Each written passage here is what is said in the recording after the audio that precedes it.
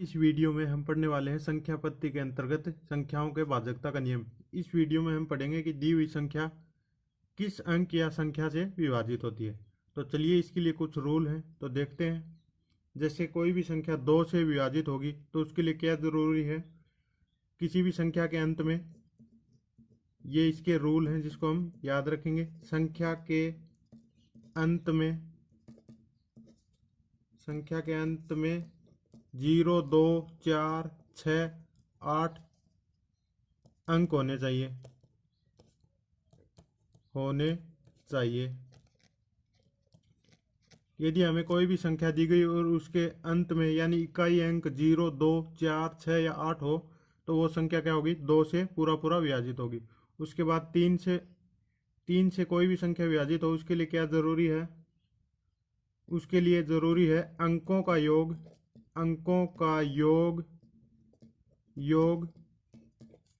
3 से विभाजित होना चाहिए।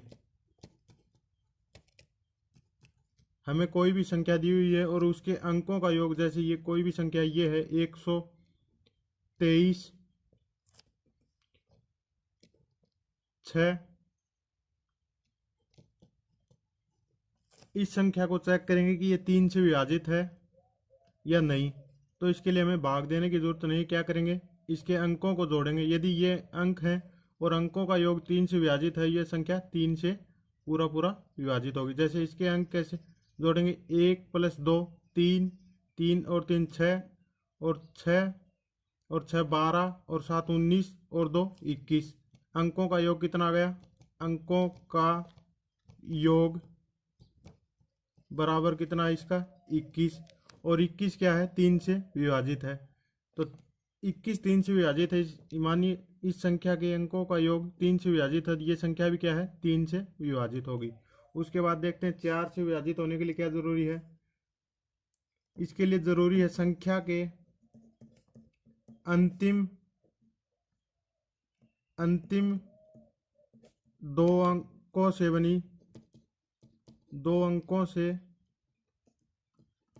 बनी संख्या 4 से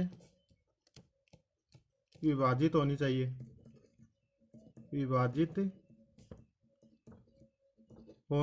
चाहिए। जैसे मान लीजिए एग्जाम्पल के लिए कोई भी संख्या है, ये कोई संख्या है, इस संख्या में हम 4 से भाग दें तो चेक करें क्या इसमें पूरा पूरा जाएगा। तो उसके लिए क्या चेक करेंगे, संख्या के अंतिम 2 अंक, यदि अंतिम 2 अंकों में 4 का भाग पूरा पूरा जाता तो इस संख्या में भी 4 का भाग पूरा पूरा जाएगा। अंतिम 2 अंक क्या है, 32, और 32 में 4 का पूरा पूरा भाग जाता है 8 बार, तो इस पूरी संख्या में भी 4 का भाग जाएगा। उसके बाद 5 से विभाजित होने के लिए क्या जरूरी है, संख्या के अंत में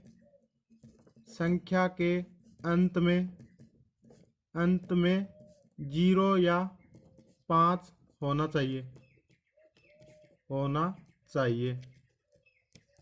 जैसे कोई भी संख्या है, मान लीजिए ये संख्या है, इस संख्या के अंत में क्या है, 5 है, तो ये पूरी संख्या 5 से विभाजित होगी। यदि इस संख्या के अंत में 0 होती, जैसे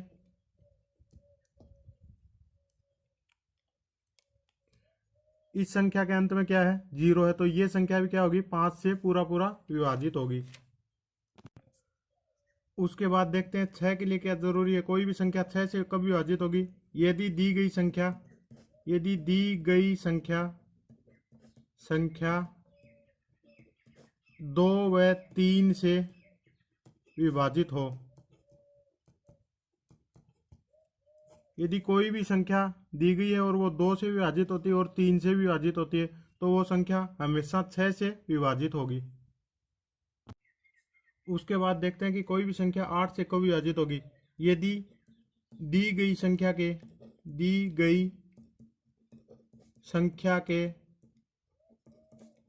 अंत में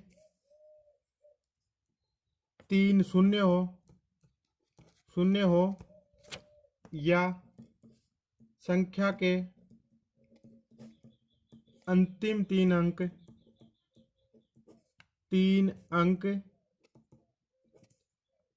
8 से विभाजित हो।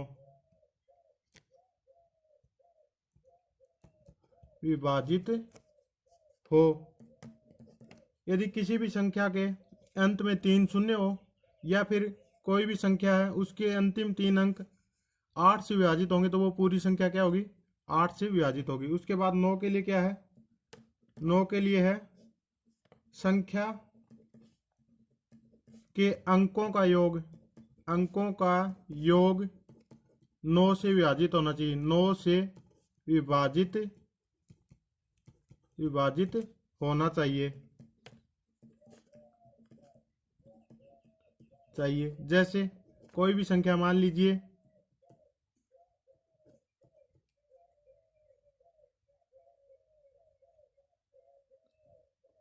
ये संख्या है, इस संख्या को हम चेक करेंगे कि ये संख्या 9 से विभाजित है या नहीं। सबसे पहले क्या करेंगे, इसके अंकों का योग देखें। अंकों का योग कितना होगा, 1 + 2 1 + 2 + 3 + 4 + 5 + 3, ये कितना होगा 3 3 6 10 15 और 18।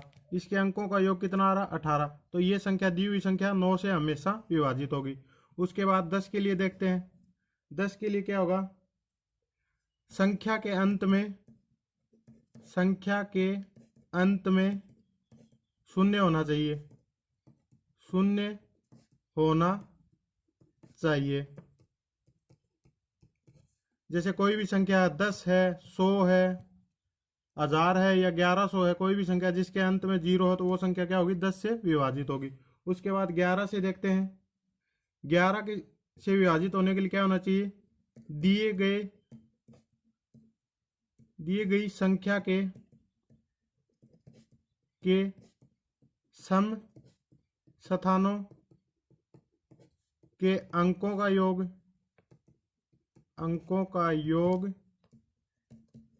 तथा विषम स्थानों के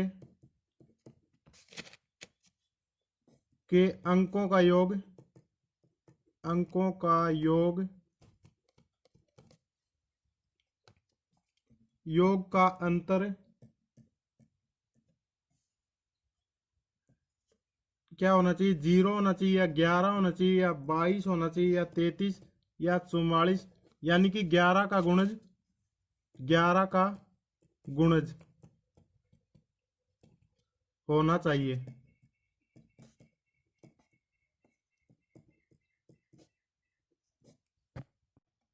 चलिए एग्जाम्पल देखते हैं। जैसे ये संख्या है 13 51 73 98 और 18। इस संख्या को देखते हैं कि ये 11 से विभाजित होगी या नहीं होगी। 11 से विभाजित होने के लिए क्या होगा, दी गई संख्या के सम स्थानों के अंकों का योग तथा विषम स्थानों के अंकों का योग का अंतर 0 11 22 33 44 यानी 11 का गुणज होना चाहिए। सम स्थानों के अंक कौन से हैं, सम होता है 2, जैसे ये सम स्थान पर है। उसके बाद ये 4 वाला सम स्थान है, उसके बाद 3, फिर 8 और फिर 8। और ये क्या है, विषम स्थान 1 3 5 7 और 9, ये विषम स्थान है। यदि सम स्थानों के अंकों का योग और विषम स्थानों के अंकों का योग 0 11 22 33 या 44 यानी 11 का गुणज हो तो क्या संख्या क्या होगी, 11 से विभाजित होगी। चलिए इस संख्या को चेक करते हैं। ये इसके विषम स्थान है, ये विषम स्थान के अंक हैं। क्या है विषम स्थान के अंक, 1 + 5 + 7 + 9 + 1। और उसके बाद सम स्थानों के अंकों का योग करेंगे और इसमें से घटाएंगे। यदि इन दोनों का अंतर 0 आएगा तो ये संख्या क्या होगी, 11 से विभाजित होगी। तो सम स्थानों के अंकों को योग कैसे करेंगे, सम स्थानों के अंक ये है 3 + 1, ये वाले 1 + 3 + 8 + 8, ये कितना हो गए, 1 और 5 6 7 13 9 22 और 1 23, माइनस ये कितना हो गया, 3 और 1 4 3 7 और 8 15 और 8 23। तो ये हो गए विषम स्थानों के अंकों का योग और ये हो गया सम स्थानों के अंकों का योग, और दोनों का अंतर कितना आ रहा है 0। तो ये संख्या दी हुई संख्या हमें क्या दी हुई थी 13, 51, 73, 98 और 18, ये संख्या 11 से पूरा पूरा विभाजित होगी। उसके बाद देखते हैं किसी भी संख्या के 12 से विभाजित होने का रूल। यदि कोई संख्या 3 व 4 से विभाजित होती है तो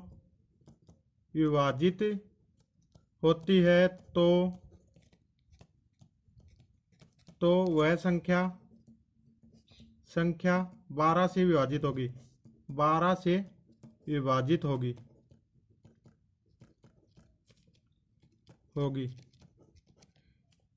यानी कोई भी संख्या दो संख्याओं या तीन संख्याओं, किसी भी दो या तीन संख्याओं से विभाजित होती है तो हमेशा उसके एलसीएम से विभाजित होगी ही होगी। 3 व 4 का एलसीएम क्या है 3 व 4 का एलसीएम 3 व 4 का एलसीएम क्या होता है 12। यदि कोई भी संख्या 3 व 4 से विभाजित है तो वह उसके एलसीएम यानी 12 से विभाजित होगी ही होगी। उसके बाद 15 से देखते हैं।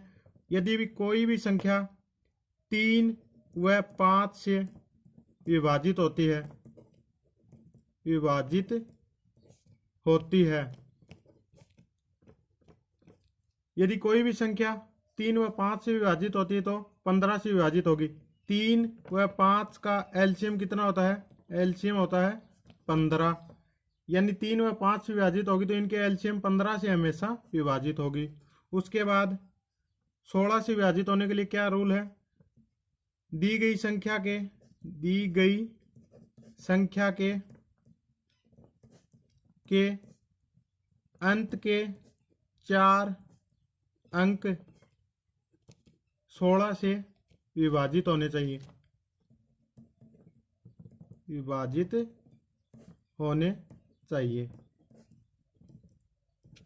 यदि किसी दी गई संख्या के अंतिम 4 अंक 16 से विभाजित हैं तो वो संख्या 16 से पूरा विभाजित होगी। उसके बाद देखते हैं 18 से विभाजित होने के लिए। यदि कोई भी संख्या 2 व 9 से विभाजित होती है तो वह संख्या 18 से विभाजित होगी।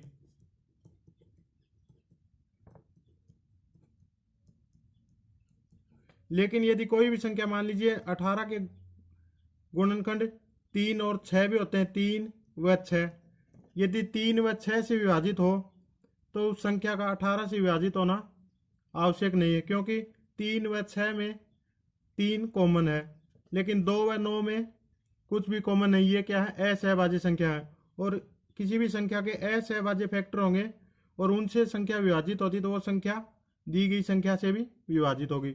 उसके बाद देखते हैं 20 से विभाजित होने के लिए क्या है 4 व 5 से विभाजित होना चाहिए,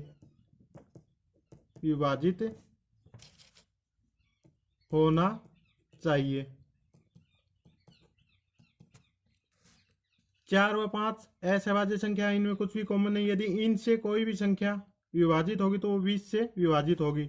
4 व 5 का एलसीएम भी 20 होता है। उसी प्रकार 24 के लिए देखते हैं।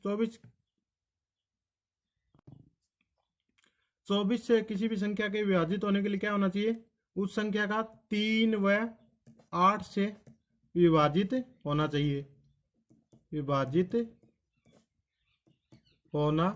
चाहिए। यदि कोई भी संख्या 2 व 12 से विभाजित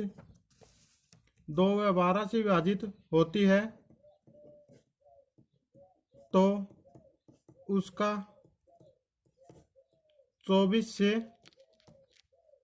विभाजित होना आवश्यक नहीं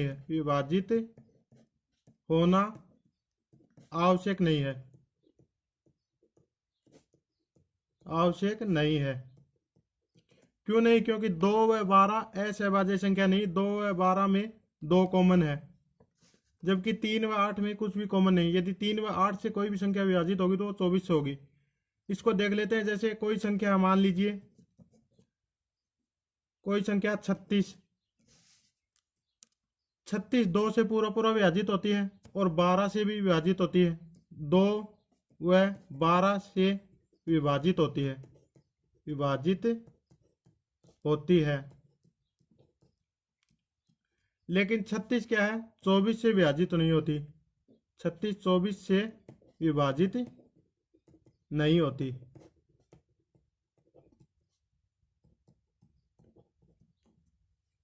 क्योंकि ये क्या है, 2 12, इसमें 2 कॉमन है, इसलिए इन संख्याओं से विभाजित होने वाली संख्या का 24 से विभाजित होना आवश्यक नहीं है। लेकिन 3 व 8 से विभाजित होने वाली संख्या हमेशा 24 से विभाजित होंगी। इसी प्रकार हम आगे भी देख सकते हैं, जैसे 30 के लिए 5 व 6 से विभाजित होना चाहिए, 40 के लिए 5 व 8 से विभाजित होना चाहिए। तो अब चलिए देखते हैं कि हमसे क्वेश्चन किस प्रकार पूछे जाते हैं। पहले नोट लगाकर एक महत्वपूर्ण पॉइंट लिख लीजिए। यदि कोई संख्या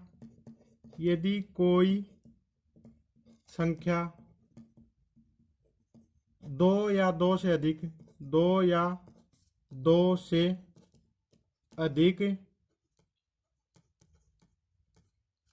संख्याओं से अलग अलग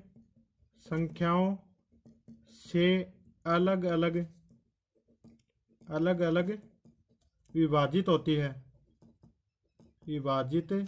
है, तो वह संख्या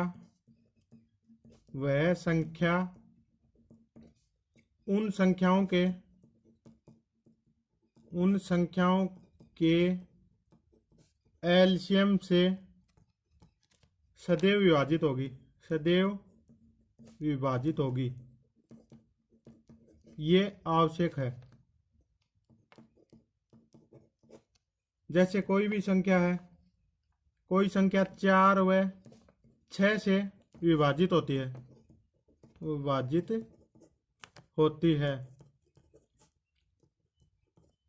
तो वह संख्या 4 व 6 के एलसीएम, 4 व 6 का एलसीएम कितना होगा, 12 से विभाजित होगी। ये लाइन बहुत ही इंपॉर्टेंट है, इसको याद रखना। यदि कोई संख्या 2 या 2 से अधिक संख्याओं के से अलग अलग विभाजित होती है, तो वह संख्या उन संख्याओं के एलसीएम से सदैव विभाजित होगी। चलिए पहला क्वेश्चन देखते हैं। कोई संख्या दी हुई है 5 4 x 452, 3 से भाज्य है, तो x के संभावित मान बताओ। यानी x के स्थान पर कौन से अंक आ सकते हैं। तो हम क्या देखेंगे, हम देखेंगे कि 3 से विभाजित होने का रूल क्या था। कोई भी संख्या के अंकों का योग यदि 3 से विभाजित होता है, तो वो संख्या पूरी संख्या 3 से विभाजित होगी। इसके अंकों का योग देखते हैं, जैसे 5 + 4 + x + 4 + 5 + 2, ये कितना हो गया, 5 4 9 4 13, 5 18 और 2 20, 20 + x हो गया। यदि इसमें एक जोड़े 20 + 1, x का मान 1 ले, तो ये कितना हो गया, 21, अंकों का योग हो गया 21। तो ये संख्या फिर क्या होगी, 3 से विभाजित होगी। उसके बाद यदि मान लीजिए ये 20 + x है, यदि x की जगह 4 लें, तो ये कितना हो गया, 24। तो 24 अंकों का योग है, तो ये भी 3 से विभाजित होगी। उसके बाद 20 + 7, ये कितना हो गया, 27। यदि अंकों का योग 27 है, तो भी ये संख्या 3 से विभाजित होगी। उसके बाद 20 + 10, ये कितना हो गया, 30। तो अंकों का योग 30 है, तो भी ये संख्या 3 से विभाजित होगी। लेकिन हमारे पास x कितने अंक हैं, x है 1, x की जगह हम कितने अंकों की संख्या ले सकते हैं, 1 अंक की। तो यहाँ पे 1 ले लिया, यहाँ पर 4 ले लिया और यहाँ पर 7 ले लिया। लेकिन यहाँ पर हमने क्या लिया है, 10, और 10 क्या है, 2 अंकों की संख्या। तो हमारे पास तो अंक लेना है 1, लेकिन ये क्या है, 2 अंकों की संख्या। तो इसके x के मान क्या क्या हो सकते हैं, x बराबर क्या हो सकते हैं, एक तो 1 हो सकता है, उसके बाद 4 हो सकता है और उसके बाद 7 हो सकता है। यानी x के संभावित मान क्या होंगे, 1 4 व 7। 10 नहीं होगा, क्योंकि 10 क्या है, 2 अंकों की संख्या। जबकि यहाँ पर x की जगह एक अंक ही लेना हमें। तो संभावित मान क्या हो गए x के? 1, 4 और 7। यानी x की जगह 1 आ जाए, 4 आ जाए या 7 आ जाए तो ये संख्या क्या होगी? 3 से भाज्य होगी पूरी पूरी। चलिए अगला क्वेश्चन देखते हैं, हमें क्या दिया हुआ है। यदि 752 x 6794 दी गई संख्या 11 से भाज्य है तो x का मान ज्ञात करो। हमने क्या पढ़ा था? 11 से कोई भी संख्या विभाजित होगी तो क्या होगा? उसके सम स्थानों के अंकों का योग तथा विषम स्थानों के अंकों का योग का अंतर 0, 11, 22 या 33 यानी कि 11 का गुणज होना चाहिए। तो हम क्या करेंगे? सम स्थानों के अंकों का योग करेंगे तथा विषम स्थानों के अंकों का योग करेंगे और उसमें घटा देंगे। यदि उसका अंतर 0, 11, 22 हो तो वो विभाजित होगी 11 से। तो ये करते हैं 7। पहले सम स्थानों के अंकों का योग कर लेते हैं। 5 प्लस x प्लस 7 प्लस 4, ये है सम स्थानों के अंक ये। और उसके बाद ये है विषम स्थानों के अंक ये और ये। सम स्थानों के अंकों का योग ये हो गया। और अब करते हैं विषम स्थानों के अंकों का योग। ये कितना हो जाएगा? 7 प्लस 2 प्लस 6 प्लस 9 बराबर 0। यदि बराबर में 0 आएगा तो ये क्या होगा? 11 से विभाजित होगा। तो अब x का मान ज्ञात कर लेंगे। ये कितना हो गया? 5, 7, 12 और 4, 16। 16 प्लस x माइनस ये कितना हो गया? 7 और 2 9, 9 और 6 15 और 9 24 बराबर 0। 16 प्लस x बराबर कितना हो गया? 24।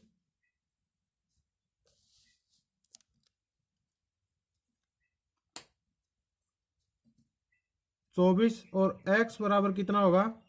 24 माइनस 16 बराबर 8। यानी x का मान कितना हो जाएगा? 8।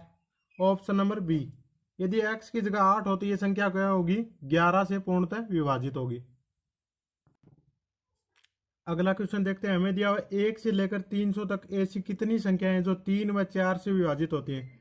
हमने क्या पढ़ा था? यदि कोई भी संख्या 3 व 4 से विभाजित होती है, 3 व 4 से विभाजित होती है तो सदैव इनके एलसीएम 3 व 4 का एलसीएम कितना है? 12 से विभाजित होगी।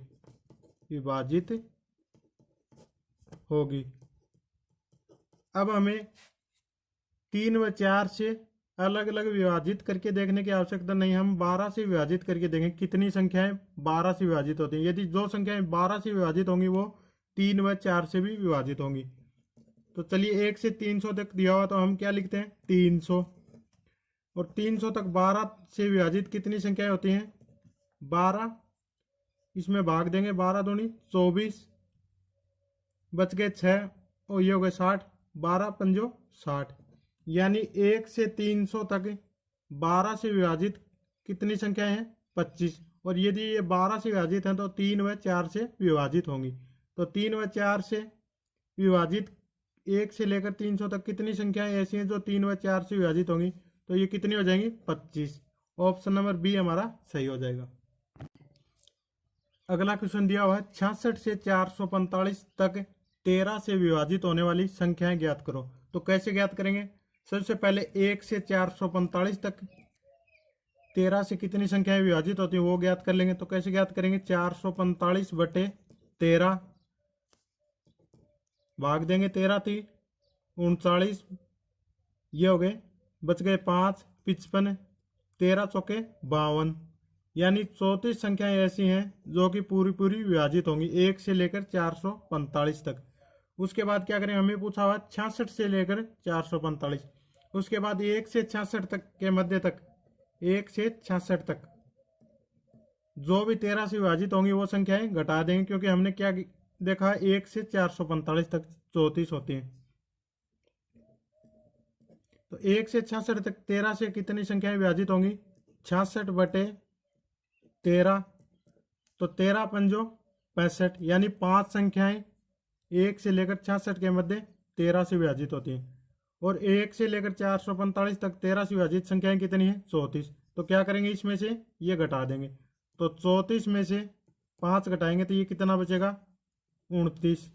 यानी 66 से 445 तक 13 से विभाजित होने वाली संख्याएं कितनी होंगी? 29। ऑप्शन नंबर बी हमारा सही होगा। यदि वीडियो पसंद आया तो चैनल को लाइक करें, कमेंट करें तथा शेयर करें दोस्तों के साथ। धन्यवाद।